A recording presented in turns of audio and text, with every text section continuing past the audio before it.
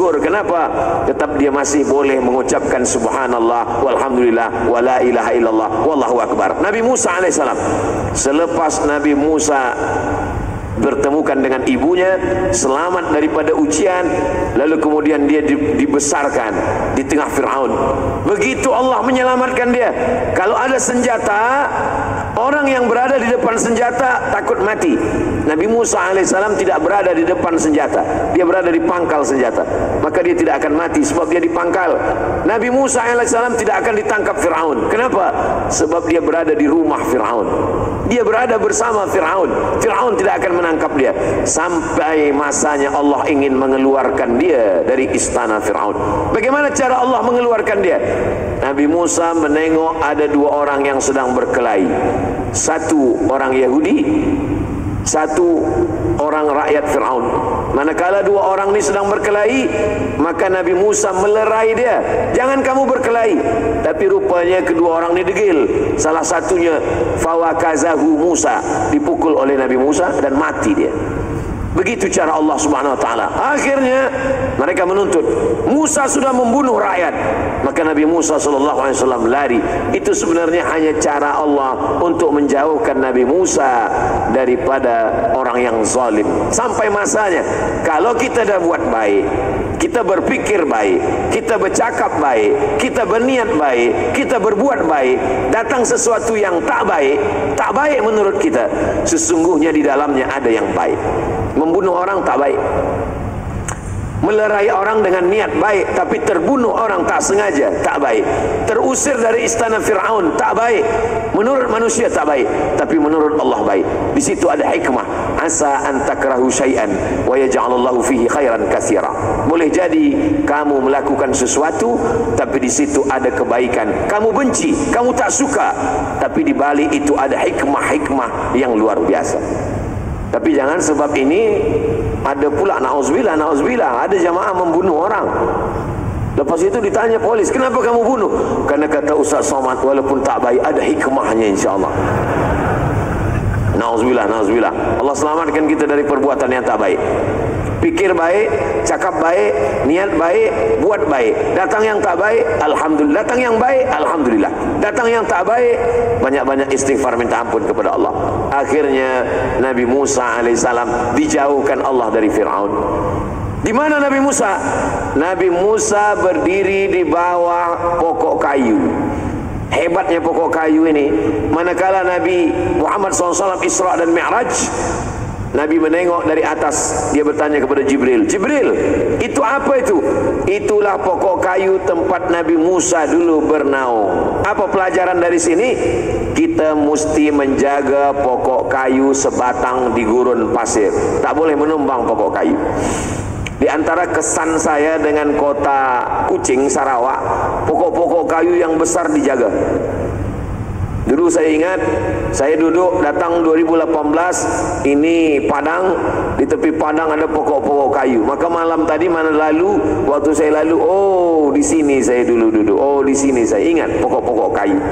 Bahkan ada satu tempat saya tengok ada pokok kayu, ada atap tu dibuat berlubang supaya pokok kayu boleh tumbuh tinggi. Maka dalam Islam kita diajarkan untuk menjaga pokok kayu. Man qata'a sidratan, siapa yang memotong sebatang pokok kayu, sawwaballahu ra'sahu finnar, disungkurkan Allah kepalanya dalam api neraka. Saya sampai hari ini belum pernah sekalipun jadi imam dan khatib salat istisqa minta hujan. Setiap tahun bila datang jerebu sebab hutan terbakar, biasanya ustaz-ustaz diminta untuk pimpin solat istisqa minta hujan. Saya tak mau. Rupanya lama-lama orang ingin tahu kenapa ustaz tak mau. Datanglah orang yang nak buat berita tanya saya, kenapa ustaz tak mau memimpin solat istisqa minta hujan? Kata saya tak mau sebab yang memotong pokok kayu, yang membakar hutan tu ikut sembahyang sekali. Kita berdoa, ya Allah turunkanlah hujan, dia ikut membakar. Jadi imam istisqa, kalau hujan turun, orang akan cakap, oh hujan turun sebab jamaah ramai. Tapi kalau hujan tak turun, oh hujan tak turun sebab yang imam Ustaz Abdul Somad. Tapi jangan sebab ini lalu tuan imam khatib tidak mau memimpin solat istisqa. Lain tempat, lain masalahnya.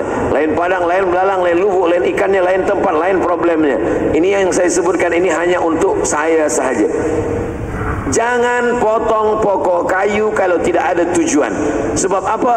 Sebab dalam Islam diajarkan, idza waqa'at ala ahadikumul qiyamah. Kalau kamu sudah mau mati, wa fi yadihi fasilah, di tanganmu ada anak kurma, falyughrisha, tanamkan pokok kurma ini. Kenapa kita tanam kurma? Kita dah nak mati, kurma 5-10 tahun lagi baru berbuah. Kita tak sempat makan, kita tak sempat menikmati manisnya, kita tak sempat bernaung di bawah pokoknya. Walaupun kita tak memakan, tapi pahalanya menjadi amal jariah. Ada orang kepanasan, bernaung dia di bawah pokok kayu. Masya Allah, tadi tak nampak pokok kayu, sekarang dah terbit matahari, nampak pokok-pokok kayu. Pokok kurma pun ada dalam Masjid Al-Abiyad. Masya Allah, tabarakallah. Pokok kurma kalau dia berbuah, Masya Allah. Kami di Pekanbaru, di tepi-tepi masjid itu banyak juga ditanam pokok-pokok kurma. Pokok kurma berpuluh tahun tak berbuah-buah. Sampai akhirnya satu hari datanglah Profesor Kurma dari Thailand, namanya Profesor Kolak. Selepas tu ditanyalah, Mr. Kolak, kenapa kurma ni tak berbuah? Setelah dicek, diperiksa, ditengok, kata Profesor Kolak, kurma ni tak berbuah sebab semua yang kamu tanam ni kurma jantan, tak ada kurma betina. Inilah rupanya mengapa Allah melaknat LGBT, sebab dia tak menghasilkan apa-apa.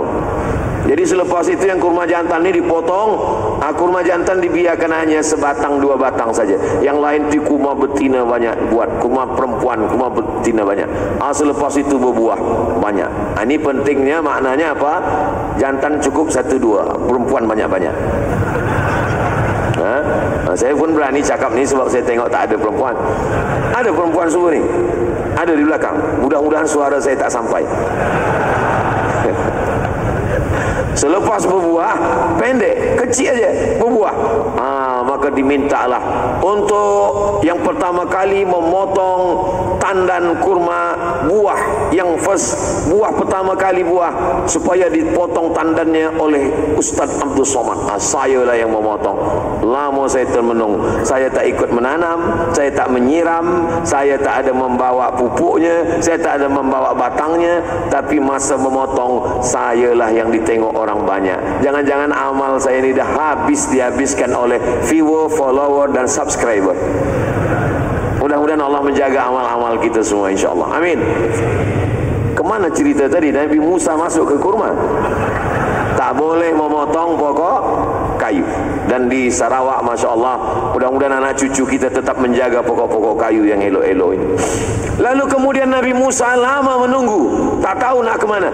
Nak balik ke istana Fir'aun, akan dibunuh oleh Fir'aun. Nak balik ke Mesir, orang Mesir dah benci sebab membunuh orang Mesir. Lalu dia tengok ada orang beratur panjang, beratur orang panjang. Lalu kemudian Nabi Musa datang. Kenapa orang ni beratur panjang? Sebab rupanya mereka nak mengambil air dari dalam perigi.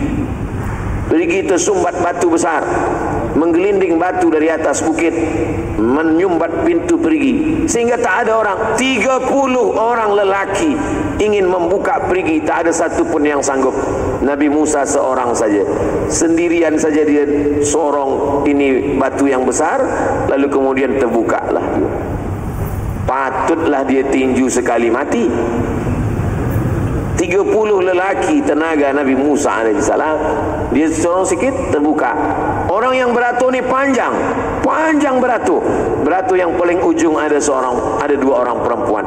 Maka Nabi Musa AS mengatakan, mereka katakan, wahai Musa, kami 30 lelaki tak sanggup membuka pintu perigi, engkau sanggup, maka silalah engkau ambil air duluan.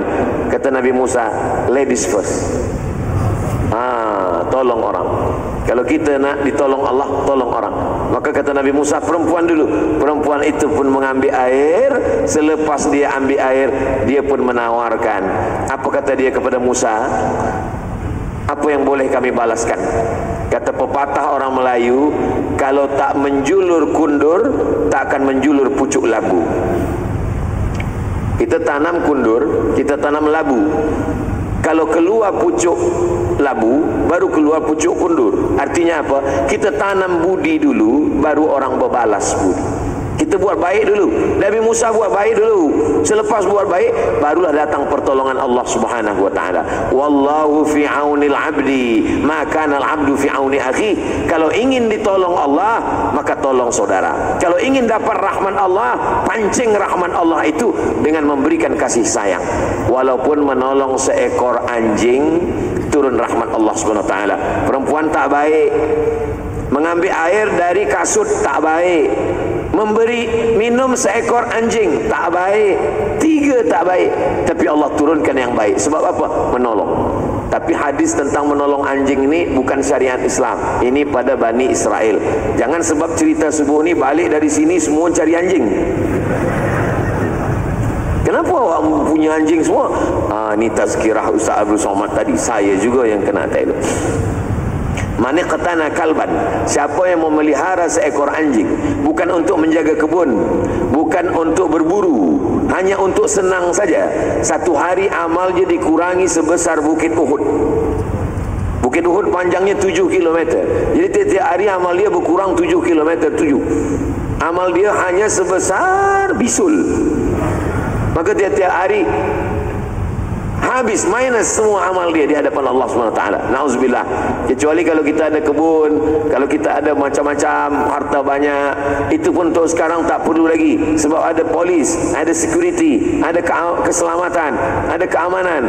Maka insyaAllah ini hanya cerita hadis Nabi. Hadisnya sahih, ada dalam Sahih Bukhari, sahih, tidak diragukan tentang kesahihannya. Tapi hikmah diambil adalah bertanam budi, maka akan dibalas budi. Maka ada istilah berbalas budi. Macam mana budi kita berbalas? Kalau kita buat baik. Itu yang dilakukan oleh Nabi Musa alaihissalam. Lalu kemudian Nabi Musa pun dibawa. Kalau kamu tak ada yang boleh menolong, kata 2 perempuan tadi, ikutlah kami. Nabi Musa pun mengikut perempuan itu. Perempuan itu berjalan di hadapan, Nabi Musa di belakang. Perempuan itu yang tahu jalan kemana arah, maka Nabi Musa mengikut dari belakang. Dia menjunjung air di atas kepala. Kainnya kain panjang. Datang angin berhembus. Ketika angin berhembus, maaf cakap, berbentuk badannya. Lalu kemudian Nabi Musa malu. Lalu dia pun berkata kepada perempuan itu, kamulah yang berjalan di belakang, aku yang di hadapan. Ini akhlak Nabi Musa. Perempuan zaman dulu dihembus angin baru berbentuk badannya. Zaman sekarang tak ada angin pun berbentuk. Jadi kalau begitu hidup kita ni jauh lebih berat daripada Nabi Musa AS. Maka pemuda-pemuda belia, alhamdulillah, saya senang sekali bagi tazkirah malam tadi di Masjid Negara Sarawak.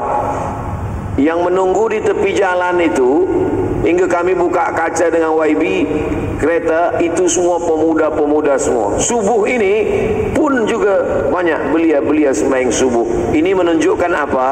20, 30, 50 tahun akan datang, Sarawak, Kuching, masjid masih diisi oleh orang-orang beriman, insyaAllah. Amin. Kenapa? Masih banyak belia, masih banyak budak-budak, masih banyak anak-anak muda belia, pemuda-pemuda kita, insyaAllah. Kalau di masjid itu isinya orang-orang tua saja, nah itulah yang kita cemas. Kalau masjid sudah tak ada lagi suara budak-budak, tak ada suara anak muda, tak ada lagi orang melambaikan tangan, kita masuk semuanya dah diam saja, nah itu alamat kapal akan tenggelam. Ustaz Somad, janganlah bercakap macam itu. Kami yang tua-tua ni merasa tersinggung, sakit hati. Tidak ada tua. Tua itu bukan masalah angka, tapi masalah rasa. Semua yang hadir subuh ini insyaAllah muda-muda semua.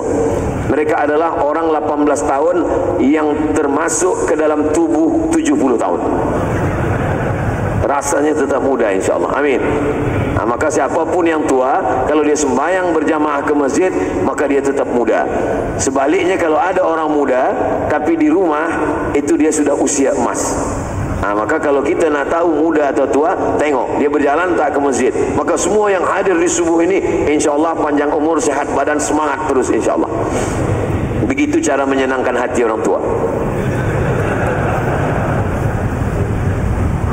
Lalu kemudian dia sampai ke rumah Syuaib. Rupanya dua perempuan tadi anak Syuaib. Apa kata perempuan tadi kepada ayahnya? Inna khaira man ista'jartal qawiyul amin. Ayah, kalau engkau ingin mencari pekerja, inilah lelaki ini. Ayah selama ini kan cari pekerja. Anak ayah dua orang perempuan, cuma sanggup membawa air. Kalau ayah ingin mencari pekerja, inilah orangnya. Kata Syuaib kepada anaknya, kenapa ini? Sebab dua orang ini punya dua sifat. Yang pertama, al-qawi, dia kuat. Yang kedua, al-amin, dia amanah. Ada orang ini kuat tapi tak amanah. Ada amanah tapi tak kuat. Ada lagi lebih parah, sudahlah tak kuat, tak amanah pula. Na'udzubillah. Kalau ayah ingin cari pekerja, ni orangnya, al-qawiyul amin. Ayahnya Syuaib sebagai seorang ayah tak boleh terima cakap anak bulat-bulat. Mesti tanya dulu. Oh, kamu sudah lama berkenalan dengan dia. Dari mana kamu tahu dia sifatnya kuat dan amanah? Dia orangnya kuat ayah. Sudah lama kamu kenal? Baru saja beberapa saat tadi. Kalau kamu baru kenal, dari mana kamu tahu dia kuat? Sebab 30 lelaki ingin membuka pintu perigi, tak ada satu pun yang mampu. Dia dengan sendirinya, itu menunjukkan dia kuat. Dari mana kamu tahu dia amanah? Dia orangnya amanah ayah. Kami berjalan di hadapan, dia tundukkan pandangan, dia pindah ke belakang, dia pindah ke hadapan, kami yang di belakang, kami yang tunjukkan kanan kiri, maju atau ke belakang. Ini orangnya amanah. Ini menunjukkan kita tak perlu kenal lama untuk mengetahui sifat orang. Ini bagi pemuda belia yang akan menikah, tak perlu kenal lama untuk tahu sifat perempuan. Sekejap saja. Karena kalau kenal lama, berzina mata, berzina telinga, berzina pikiran macam-macam. Maka untuk perbaiki. Ini sekarang banyak orang kalau ditanya, kenapa kamu tak nikah? Kita sedang perkenalan dulu. Dah berapa lama? Udah 15 tahun. Apa ni? Perbuatan maksiat, dosa. Belajar saja. Setelah belajar, kenal baik-baik, ta'aruf, ada nampak dari jauh, Masya Allah, Tabarakallah, inilah nampaknya, datang, Assalamualaikum Tuan Haji, nampaknya saya ini sudah menemukan buah hati belayan jiwa untuk mendampingi saya tak ingin berlama-lama, saya ingin, ini semua kebaikan-kebaikan. Jangan lama-lama, karena Nabi Musa dalam kisahnya menyebutkan sifatnya sudah tahu dari perhubungan yang sekejap, yang sebentar, yang penting kualitinya, nampak. Lalu kemudian selepas itu Nabi Musa pun, kenapa Nabi Musa menikah dengan perempuan ini? Tak ada satu pun ayat Quran bercerita perempuan itu cantik, tak ada. Tinggi semampai, tak ada. Putih, tak ada. Rambutnya bak mayang terurai, alisnya bak semut beriring, pipinya bak pauh di layang, tak ada. Tidak ada satu pun ayat Quran bercerita tentang perempuan itu cantik. Tapi kenapa Nabi Musa menikahinya? Dan maharnya anta jurani samaniya hijaj. Aku nikahkan engkau dengan anakku dengan mahar mengembalakan kambing 8 tahun. Lama hidup banyak dirasa, jauh berjalan banyak ditengok. Selama saya menjadi saksi nikah, kemarin pun di Brunei Darussalam jadi saksi nikah, belum pernah lagi saya tengok orang mengakadkan nikah. Aku nikahkan engkau dengan anakku dengan mahar mengembalakan kambing saya 8 tahun tunai, belum ada lagi. Kenapa Nabi Musa mahu menikah dengan perempuan ini dan maharnya berat 8 tahun mengembalakan kambing? Jawabannya, tamshi ala istihya. Karena perempuan itu berjalan dengan sifat malu. Kalau nampak ada perempuan punya sifat malu, maka dia layak untuk kau dapatkan, walaupun menjadi gembala kambing 8 tahun lamanya. Kalau nampak ada perempuan berjalan dengan sifat malu, memandang dengan sifat malu, menjaga harkat martabat dirinya, maka engkau layak untuk mendapatkannya, walaupun meregang nyawa. Lautan kan ku seberangi, bukit kan ku daki, tapi masjid jangan kau lewati. Untuk apa? Untuk mendapatkan perempuan yang malu-malu. Tamshi ala istihya, berjalan malu-malu, menutupi dirinya, menutupi rambutnya, menutupi kehormatannya. Yang ditutup biasanya lebih baik, dimasukkan ke dalam box, dimasukkan ke dalam tempat, dimasukkan ke dalam bilik, daripada yang dibuka di tepi jalan seperti penjual buah di tepi jalan, lisut kering, tak ada harga sama sekali. Ini pelajaran bagi pemuda, hikmah dari Nabi Musa alaihissalam. Lalu kemudian Nabi Musa melanjutkan cerita ini, baru lagi sampai Nabi Musa, panjang lagi. Nabi Musa mengembala kambing, Nabi Musa nanti akan menyelamat, akan berjumpa, Nabi Musa akan naik ke Bukit Tursina, Nabi Musa akan berjumpa balik dengan Fir'aun. Sementara Abdul Somad di mana-mana tazkirah 60 menit.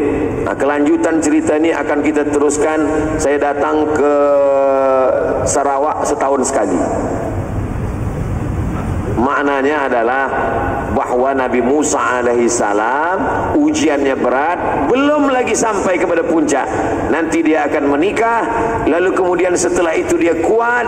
Setelah itu Allah katakan, idhab ila Fir'aun, pergilah engkau menghadapi Fir'aun, innahu ta. Ujian jauh dari Fir'aun sudah selamat. Ujian jumpa dengan perempuan sudah selamat. Ujian menghadapi gembala kambing 8 tahun sudah selamat. Maka kalau dia sudah siap, barulah boleh menghadapi Fir'aun. Tapi Nabi Musa tak sampai ke Palestina. 600.000 orang Israel yang dibawa Nabi Musa melalui Laut Merah tak sampai ke Palestina, karena Nabi Musa meninggal di tengah jalan di gurun Sinai. Disitulah dia meninggal. Perjalanan itu dilanjutkan oleh muridnya bernama Yusha bin Nun. Mereka menyebutnya Joshua, Yusha bin Nun. Apa makna pelajaran? Jangan merasa gagal, jangan merasa tak berhasil, tidak sukses kalau tak sampai ke tujuan. Saya kalau mati mungkin tujuan tak sampai, tapi insya Allah ada murid-murid, ada jamaah yang meneruskan perjalanan. Itulah yang membuat kita berhasil. Allah tidak tengok kau sampai atau tak sampai. Yang ditanya Allah adalah apa yang sudah engkau lakukan.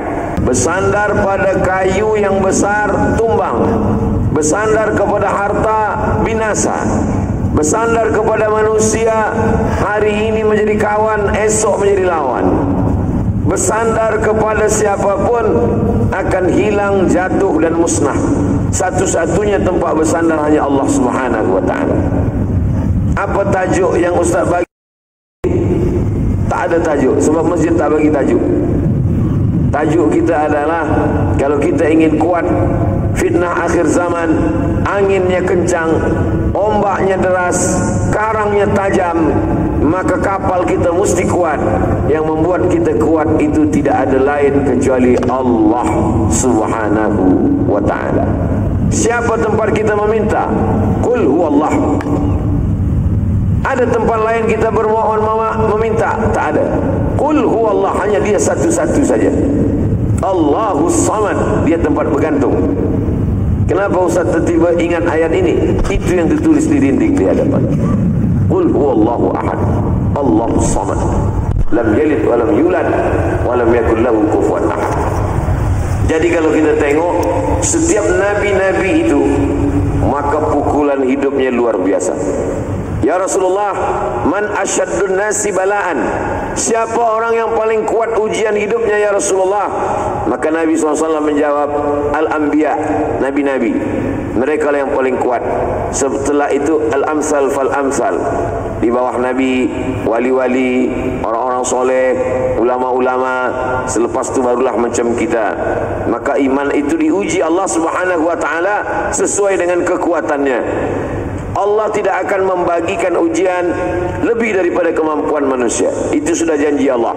La yukallifullahu nafsan illa wus'aha. Jadi kalau Allah bagi kita satu ujian, kita husnuzan, berarti memang begitulah kekuatan kita. Jangan minta ujian lebih rendah, tapi mintalah bahu yang lebih kuat untuk memikul apa yang diberikan Allah Subhanahu wa ta'ala. Kalau kita anggap yang datang itu besar, maka dia maha besar. Kita angkat dua tangan, kita katakan Allahu Akbar. Kalau kita minta tolong kepada manusia, tak ada satu pun yang mau mendengar. Kawan, sahabat, jiran, teman, satu pun tak ada mau mendengar. Tinggalkan manusia. Bersihkan diri, berbisiklah ke tanah, bersujud, maka malaikat-malaikat di langit akan memintakan kekuatan kepada Allah Subhanahu wa taala. Berbisiklah ke tanah, berbisik ke bumi, subhana rabbiyal a'la wa bihamdih. Malaikat-malaikat di langit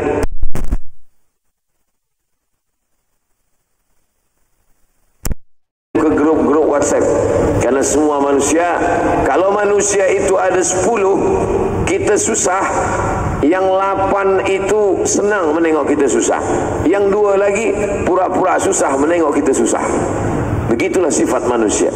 Maka kalau kita tengok kesusahan di atas kesusahan, Nabi-Nabi, apa kata Allah kepada Nabi Muhammad sallallahu alaihi wasallam? Faqsusil qasasa. Ceritakan kisah mereka, ceritakan riwayat mereka itu kepada manusia, supaya mereka merasa bahawa yang dia hadapi itu kecil, ringan, tak ada apa-apanya dibandingkan dengan yang diberikan kepada para nabi, para rasul alaihimus salam wa azkas salam.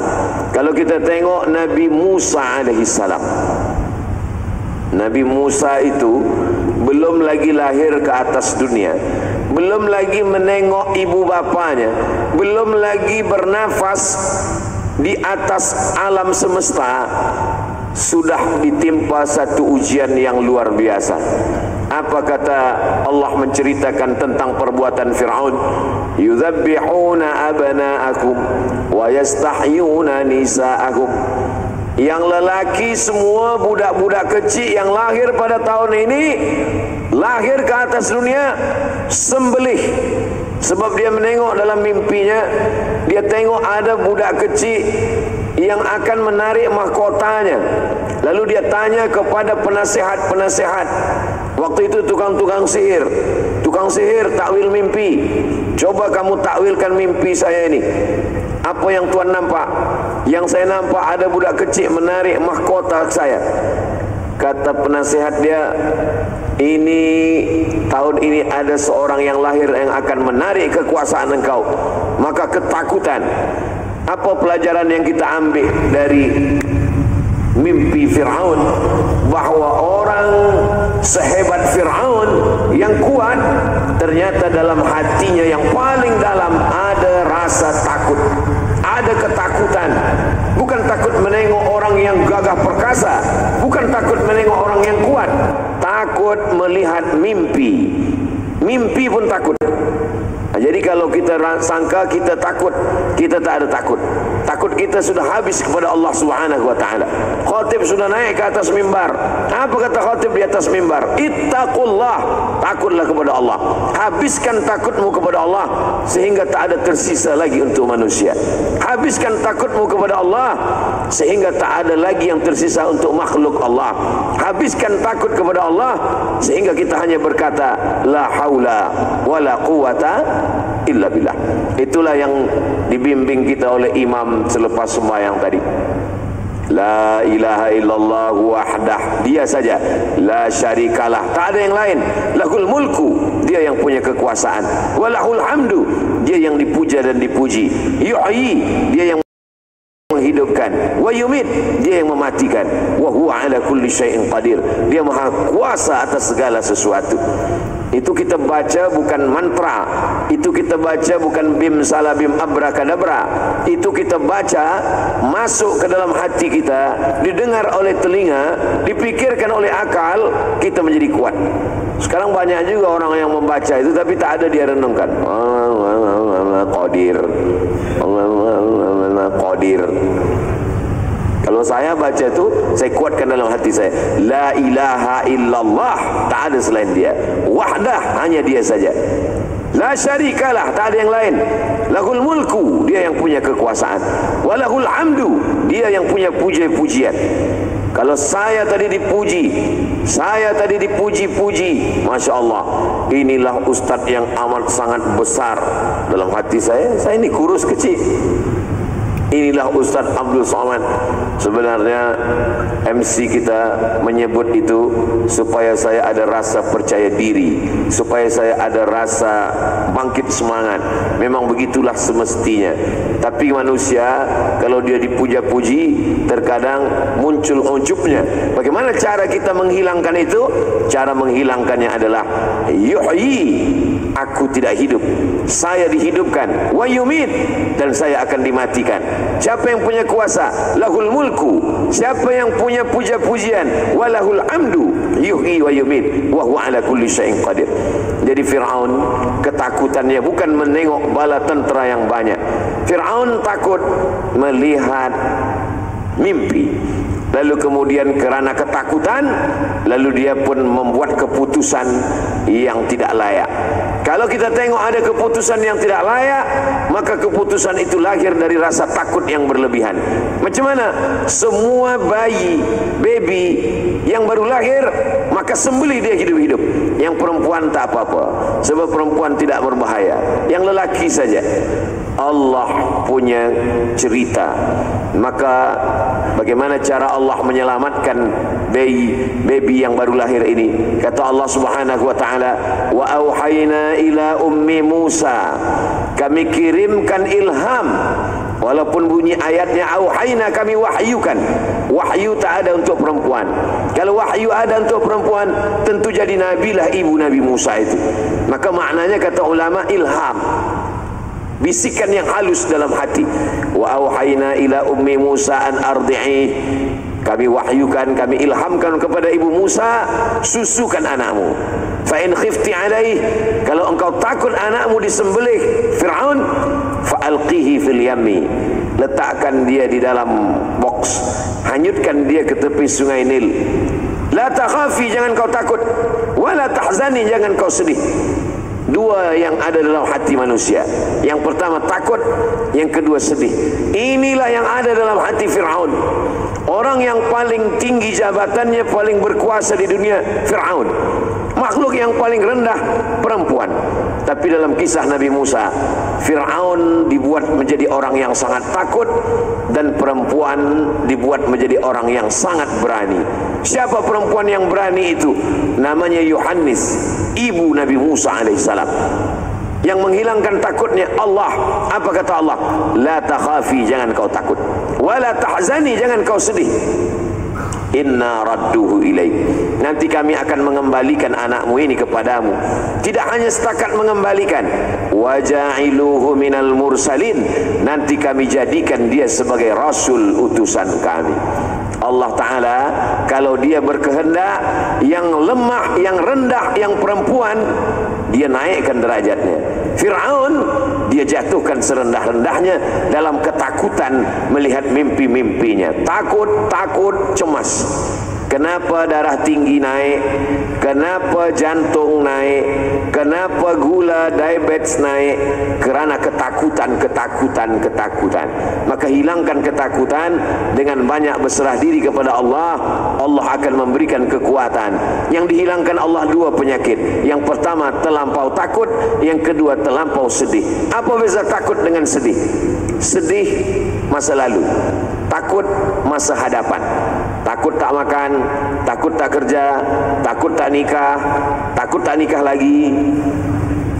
Takut itu untuk sesuatu yang akan datang. Sedangkan yang sedih itu masa lalu. Sedih masa kecil, sedih. Maka orang yang terlampau takut dan terlampau sedih tak ada obatnya. Obatnya hanya pergi ke psikolog. Dia akan bagi makan obat, tidur, stres, depresi, gila.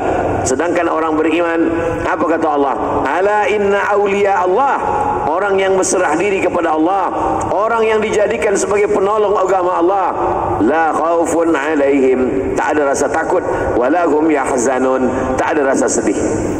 Lalu kemudian Allah Subhanahu wa ta'ala membiarkan perempuan ini menghanyutkan anaknya ke tepi sungai Nil, lalu dilepaskan. Cerita Allah dibiarkan berlanjut sesuai dengan kehendak Allah Subhanahu wa ta'ala, bukan kehendak manusia. Selepas itu kemana bayi ini hanyut? Dia hanyut ke tempat seorang perempuan yang sedih menantikan seorang anak. Lama sudah menikah, tapi Allah tidak bagi dia anak. Rupanya dia hanyut ke tempat Asiyah, istri Fir'aun. Allah tidak bagi anak untuk Asiyah dari suami yang tak baik, sebab dia perempuan yang baik. Dia selalu berdoa kepada Allah. Tidak ada doa Fatimah, Sayyidatuna Fatimah. Tidak ada doa Aisyah, Sayyidatuna Aisyah. Tak ada doa Khadijah, tapi doa Asiyah ada. Begitu Allah memuliakan. Apa kata Allah? Kata Asiyah berdoa kepada Allah, najjini min fir'auna wa amalihi wa najjini minal qaumiz zalimin. Rabbi bnili indaka baitan fil jannah. Ya Allah, binakan untuk saya satu tempat di surga. Najjini min fir'aun, selamatkan saya dari Fir'aun. Allah menyelamatkan Asiyah bukan hanya dari perbuatan Fir'aun, tapi dari punya anak dari suami Fir'aun. Allah selamatkan dia sehingga dia tidak punya anak. Coba bayangkan kalau Asiyah itu punya anak, anaknya dari Fir'aun. Orang bertanya, comelnya anak engkau, tapi sayang ayahnya Fir'aun. Sehebat-hebatnya Fir'aun, belum pernah saya bagi tazkirah kemana-mana tempat, lalu orang kemudian mengenalkan diri. Ustaz Abdul Somad, kenalkan, saya ini keturunan Fir'aun. Belum pernah. Adanya orang, Ustaz Somad itu keturunan Sayyidina Abu Bakar Siddiq, nasabnya sampai As-Siddiqi ujung namanya di Aceh. Hasbi As-Siddiqi, profesor doktor, keturunan. Jadi banyak orang menyebut dia keturunan fulan, Al-Haddad, Al-Jifri bin Syihab bin Syekh Abu Bakar, Al-Idrus, keturunan zuriat Nabi Muhammad SAW. Ini Al-Hasani, ini Al-Husaini. Untuk apa ini? Innal Hasan wal Husain sayyida syababi ahli jannah. Sesungguhnya Al-Hasan dan Al-Husain pemimpin dua pemimpin pemuda penghuni surga. Mudah-mudahan pemuda-pemuda kita yang sembahyang subuh ini masuk surganya nanti dipimpin oleh Sayyidina Al-Hasan dan Sayyidina Al-Husain. Berapa banyak kehebatan Namrus hilang, Fir'aun hilang, Qarun hilang. Ceritanya masih ada, tapi dijadikan iktibar pelajaran untuk sesuatu yang tak baik. Lalu kemudian Allah Subhanahu wa ta'ala menyelamatkannya. Maka dipanggillah orang untuk mengambil kotak box. Ketika dibuka, dia tengok ada bayi yang lama sudah dia inginkan. Dia ingin punya anak. Rupanya Allah kalau bagi rezeki tanpa mengandung anak, tidak perlu muntah-muntah, tidak perlu mengandung 9 bulan, tidak perlu meregang nyawa, melahirkan menyakitkan. Berapa banyak perempuan yang melahirkan menyakitkan tapi dapat anak tak baik. Tapi Asiyah, dia tidak mengandung, dia tidak melahirkan, dia tidak merasakan kesakitan, tapi dapat anak seorang nabi yang dipilihkan Allah Subhanahu wa ta'ala.